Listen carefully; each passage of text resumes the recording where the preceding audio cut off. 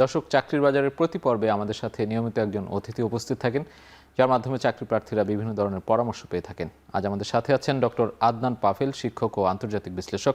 আদনান ভাই, আপনাকে স্বাগত আমাদের স্টুডিওতে। অনেক ব্যস্ততার মাঝেও আপনি এসেছেন। আপনি দেশের বাইরে থাকেন এবং বিভিন্ন বিষয় নিয়ে কাজ করেন, সেখানে শিক্ষকতা করেন। আমরা আজকে যে বিষয়টি নিয়ে কথা বলতে চাই, কৃত্রিম বুদ্ধিমত্তা বা এআই এর যে প্রভাব, সেটি নিয়ে কথা বলবো। আপনি এই বিষয়েও এক্সপার্ট এবং আমরা জানি যে কৃত্রিম বুদ্ধিমত্তা বা এআই একটি নীরব বিপ্লব এবং প্রতিনিয়তই এটি আপডেট হচ্ছে এবং মানুষের প্রতিদ্বন্দ্বী হিসেবেও দাঁড়িয়ে যাচ্ছে কিনা এটি একটি সংশয় বা প্রশ্ন হয়ে দাঁড়িয়েছে এখন। আপনি কিভাবে মূল্যায়ন করবেন যে চাকরির বাজারে, আমাদের অনুষ্ঠানটা যেহেতু চাকরির বাজার, তার সাথে রিলেট করে যদি বলি, চাকরির বাজারে এআই এর প্রভাব কেমন বাড়ছে এবং ইতিবাচক নাকি নেতিবাচকভাবে দেখছেন? আপনাকে অনেক ধন্যবাদ এবং এখন টিভির সকল দর্শককে অনেক অনেক ধন্যবাদ। এটা খুব গুরুত্বপূর্ণ একটা টপিক। আপনি যেটা বলছিলেন যে কৃত্রিম বুদ্ধিমত্তা, আর্টিফিশিয়াল ইন্টেলিজেন্স কিন্তু খুব দ্রুত আমাদের জীবনের প্রত্যেকটা ডাইমেনশনে কিন্তু যুক্ত হচ্ছে। সেটা চাকরির ক্ষেত্রে হোক, সেটা আমাদের ডে টু ডে শপিংয়ের ক্ষেত্রে হোক, সেটা পড়ালেখার ক্ষেত্রে হোক, ব্যাংকিং সেক্টরে হোক, প্রত্যেকটা সেক্টরে কিন্তু আপনার আর্টিফিশিয়াল ইন্টেলিজেন্স যুক্ত হচ্ছে। আর্টিফিশিয়াল ইন্টেলিজেন্স কিন্তু শুরু হয়েছিল আমাদের জীবনটাকে আরও বেশি কনভিনিয়েন্ট করার জন্য। যেহেতু আমরা এমন একটা ওয়ার্ল্ডে বসবাস করি যেখানে ডিজিটাইজেশন অনেক আপনার অ্যাডভান্স হয়েছে, টেকনোলজি এখন কিন্তু আমাদের হাতের নাগালে। তো এই টেকনোলজি ব্যবহার করে মানুষের জীবনটাকে কিভাবে আরও বেশি কনভিনিয়েন্ট করা যায়, আমরা আরও কিভাবে বেশি প্রোডাক্টিভ হতে পারি, এই জন্যই কিন্তু আর্টিফিশিয়াল ইন্টেলিজেন্সটা এসেছে।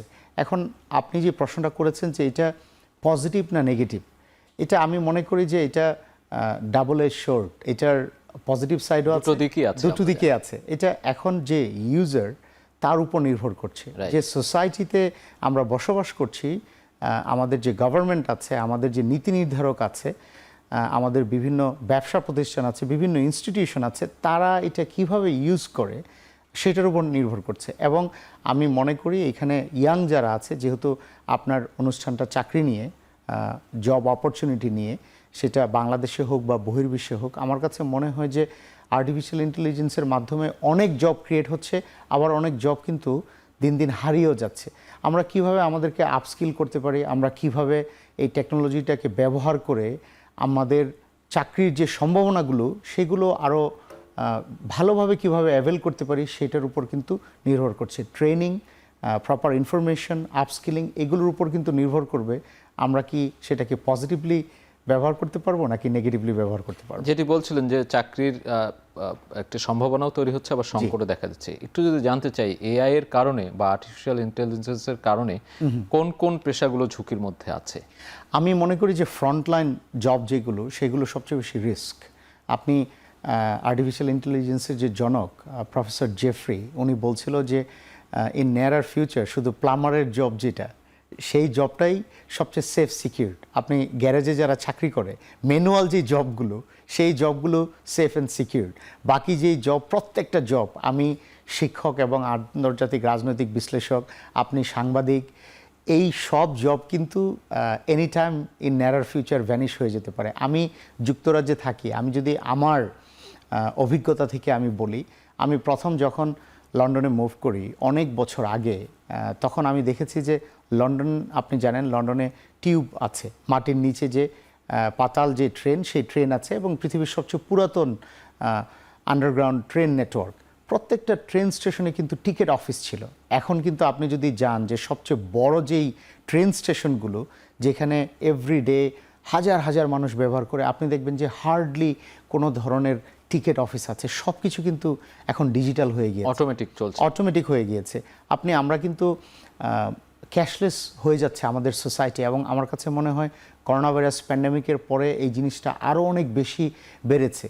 সো ক্যাশলেস যদি হয়ে যায়, তাহলে তো আপনি আর ব্যাংকে যাচ্ছেন না। যদি আপনি ব্যাংকে না যান, তাহলে ব্যাংকের যে ক্যাশিয়ার, তার কিন্তু আর চাকরি থাকছে না। আপনার যে অ্যাসিস্ট্যান্ট, গুরুত্ব কমে যাচ্ছে। অ্যাবসলিউটলি। আপনার যে এখন আপনি একটা অফিসের বস, আপনার একজন অ্যাসিস্ট্যান্ট দরকার। কেন? আপনার ডায়েরি মেনটেন করার জন্য, আপনার ইমেলটা ঠিক মতন ড্রাফট করার জন্য। এগুলো তো এখন সব কিছু আর্টিফিশিয়াল ইন্টেলিজেন্স করতে পারছে। আপনি যদি দেখেন যে প্যারালিগাল যারা মাত্র ল পাস করে বিভিন্ন ভালো ভালো ল ফার্মে জয়েন করছে, ভেরি স্মার্ট ইন্টেলিজেন্ট পিপল, এখন artificial intelligence they can draft better than those paralegals. তো আপনি যদি একটা ল ফার্ম চালান, আপনি তো চিন্তা করবেন যে আপনার টাকা কিভাবে বাঁচানো যায় এবং আপনি কিভাবে কনভিনিয়েন্ট ওয়েতে আপনার এবং ফাইন্যান্সিয়ালি এফেক্টিভ ওয়েতে আপনার অর্গানাইজেশনটাকে রান করতে পারেন। সো এইখানে আমার কাছে মনে হয় যে আমাদের অনেক কিছু ভাবার চিন্তার আছে, এবং আমি মনে করি আপনার টপিকটা খুবই গুরুত্বপূর্ণ, বিকজ আমি কনভিন্স না যে আমাদের বাংলাদেশের নীতি নির্ধারকরা, আমাদের সোসাইটি এই ব্যাপারটা নিয়ে কথা বলছে কিনা। আমার কাছে মনে হয় যে অন্যান্য ম্যাটার নিয়ে আমরা যেই রকম কনসেন্ট্রেশন দিই, অফকোর্স আমি বলছি না যে অন্যান্য ম্যাটারগুলো ইম্পর্টেন্ট না, বাট আমার কাছে মনে হয় যে বহির্বিশ্বে, বিশেষ করে পশ্চিমা বিশ্বে আর্টিফিশিয়াল ইন্টেলিজেন্স যেভাবে সোসাইটিকে চেঞ্জ করে দিচ্ছে, সেটা প্রত্যেকটা সেক্টর, সেইটার একটা স্পিল ওভার এফেক্ট কিন্তু আজ হোক কাল হোক বাংলাদেশেও আসবে। আমরা রেডি কিনা, আমাদের এডুকেশন সেক্টর, আমাদের ব্যাংকিং সেক্টর, আমাদের অন্যান্য সকল সেক্টর, আমাদের গভর্নমেন্ট, আমরা রেডি কিনা, আমাদের ইয়াং জেনারেশন যারা আছে তারা রেডি কিনা, আমার কাছে মনে হয় সেটা নিয়ে একটু ভাবা। পাভেল ভাই, আমরা বাংলাদেশের প্রেক্ষাপটে এটার গুরুত্ব এবং চ্যালেঞ্জগুলো কি সেটি জানবো, তার আগে একটা ছোট্ট বিরতি নিয়ে আসতে চাই। দর্শক, এ পর্যায়ে নিচ্ছি ছোট্ট একটা বিরতি, ফিরছি একটু পরেই, সাথেই থাকুন।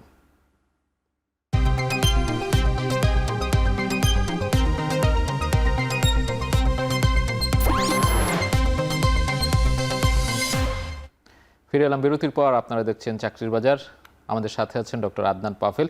আমরা বিরতির আগে অনেকগুলো কথা বলছিলাম। আপনি দীর্ঘদিন আপনার ইউকেতে থাকার, যুক্তরাজ্যে থাকার অভিজ্ঞতা শেয়ার করছিলেন। সেখানে আর্টিফিশিয়াল ইন্টেলিজেন্স যেভাবে কাজ করছে এখন বর্তমানে এবং ভবিষ্যতে বাংলাদেশের প্রেক্ষাপটে এটি কতটা চ্যালেঞ্জিং এবং আপনার প্রস্তুত কিনা, এই বিষয়টা নিয়ে জানতে চাই। আমার কাছে মনে হয় যে আমি বিরতির আগেও বলছিলাম যে ওয়েস্টার্ন কান্ট্রিগুলোতে, পশ্চিমা বিশ্বে আর্টিফিশিয়াল ইন্টেলিজেন্স কিন্তু একটা রিভলিউশন ঘটাচ্ছে। অনেকে চাকরি হারাচ্ছে, আবার অনেকে কিন্তু চাকরি পাচ্ছে। আপনার আর্টিফিশিয়াল ইন্টেলিজেন্স, আমি যেটা বলছিলাম যে ডাবল এজ শোর্ড, আমরা এটার পজিটিভ সাইডও আছে, নেগেটিভ সাইডও আছে। আমরা কিভাবে এটাকে পজিটিভলি ইউজ করতে পারি সেটার উপর কিন্তু অনেক কিছু নির্ভর করে। আমি আপনার অনুষ্ঠানের মাধ্যমে বলতে চাই, আমাদের যে শিক্ষা প্রতিষ্ঠানগুলো আছে, আমার কাছে মনে হয় এই ব্যাপারে আরও অনেক বেশি কথা বলা উচিত। এখন অনেক আপনার এআই টুল আছে যারা শিক্ষার্থীরা ব্যবহার করে। আপনি এখন তাদেরকে কিন্তু বলতে পারবেন না যে এটা তুমি একদম ব্যবহার করবে না, কিন্তু কিভাবে আমাদের ইন্টিগ্রিটি বজায় রেখে আমরা সেটাকে ইউজ করি, আমরা এমনভাবে আর্টিফিশিয়াল ইন্টেলিজেন্সকে ইউজ করি যেন সেটা আমাদের রিপ্লেসমেন্ট না হয়ে যায়, রেদার আমাদেরকে অ্যাসিস্ট করে, সেটা কিন্তু খুব গুরুত্ব বহন করে। এবং প্রাতিষ্ঠানিকভাবে করা দরকার অবশ্যই, এই যে প্রশিক্ষণ দেয়া কিংবা অবশ্যই অবশ্যই আমার কাছে মনে হয় যে ইউনিভার্সিটিগুলোতে যখন সেমিস্টারে ক্লাস হয়, আমার কাছে মনে হয় যে এই ব্যাপারে আরও গুরুত্ব দেওয়া উচিত। এই ব্যাপারে একাডেমিক যারা আছে তাদের আরও বেশি কথা বলা উচিত। ইউনিভার্সিটির পক্ষ থেকেও আমার মনে হয় যে বিভিন্ন ধরনের ইনিশিয়েটিভ নেওয়া উচিত। এখন যেই চাকরির যে ডিমান্ডটা আছে, আজ থেকে 5 বছর পরে ওই সেক্টরটা যদি না থাকে, তাহলে কিন্তু সেই চাকরি, সেই ডিমান্ডটা থাকবে না। আপনি এখন যে ইন্টার পাশ করলো, এইচএসসি পাশ করলো, সে ইউনিভার্সিটিতে যাচ্ছে যে আমি 5 বছর পরে আমি এই সাবজেক্টটা পড়বো যেন 5 বছর পর আমি এই চাকরিটা পেতে পারি। কিন্তু 5 বছর পরে যদি সেই চাকরিটা না থাকে, তাহলে কিন্তু ডিফিকাল্ট। আপনি জানেন যে বাংলাদেশের সোসাইটি আস্তে আস্তে কিন্তু ইন্ডাস্ট্রি বেস সোসাইটি থেকে সার্ভিস বেস সোসাইটিতে যাচ্ছে। আমরা দেখতে পাচ্ছি যে অনলাইনে কিন্তু এখন বিভিন্ন সেক্টর আস্তে আস্তে ই কমার্স, অনলাইনের দিকে মুভ করছে।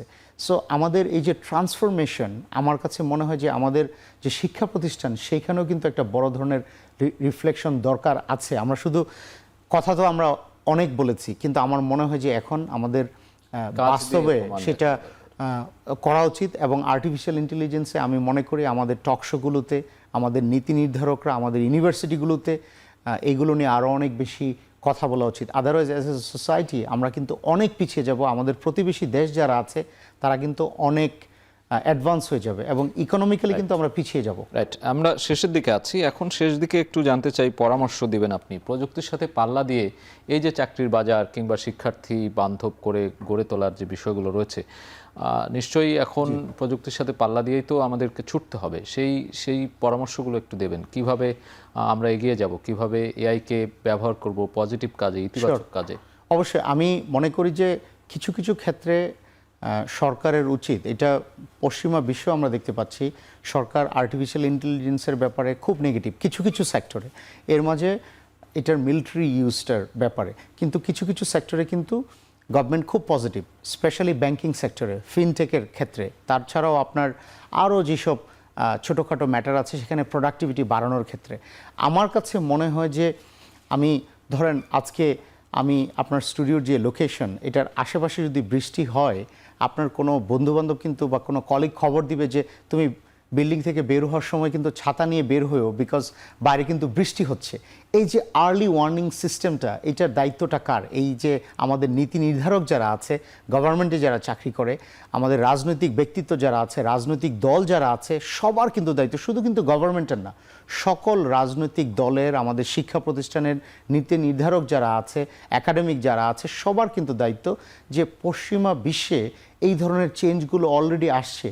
মোস্ট অফ দ্য ব্যাংক, এখন আপনি দেখবেন যে আমি লাস্ট কবে ইউকেতে আমার ব্যাংকে গিয়েছি আমি ভুলে গিয়েছি, কারণ আমার তো দরকার নেই। আমি লাস্ট কবে ক্যাশ ক্যারি করেছি আমি ভুলে গেছি। প্রযুক্তির মাধ্যমে সব কিছু হচ্ছে, আপনি অ্যাবসলিউটলি সেইটার স্পিল ওভার এফেক্ট তো বাংলাদেশেও আসবে। তো আমার কাছে মনে হয় যে এই ইনফরমেশনটা, আর্লি ওয়ার্নিং সিস্টেমটাকে ব্যবহার করে আমাদের ইয়াংদেরকে আমরা কিভাবে ট্রেন করতে পারি যে এই অ্যাপগুলো, এই আর্টিফিশিয়াল ইন্টেলিজেন্সের টুলসগুলো তোমরা ইউজ করতে পারো তোমাদের জানার জন্য, তোমাদের শেখার জন্য, আপস্কিলিংয়ের জন্য। আমার কাছে মনে হয় যে ক্যারিয়ার ডেভেলপমেন্টের জন্য এবং ইউনিভার্সিটিগুলোর উচিত তাদের কারিকুলামের মাঝে এগুলোকে ইনক্লুড করা, গভর্নমেন্টের উচিত এমনভাবে এগুলোকে রেগুলেট করা যেন আর্টিফিশিয়াল ইন্টেলিজেন্সের যে বুমিং ইকোনমিক অপরচুনিটি সেগুলো যেন ঠিক থাকে, বাট এটার জন্য অ্যাবিউজটা যেন না হয়। জি, অসংখ্য ধন্যবাদ আপনাকে পাভেল ভাই। খুব কম সময়ের মধ্যে অনেক গুরুত্বপূর্ণ আলোচনা করেছেন, সেগুলো নিশ্চয়ই আমাদের যারা চাকরি প্রার্থী আছে তাদের কাজে লাগবে। ধন্যবাদ আপনাকে।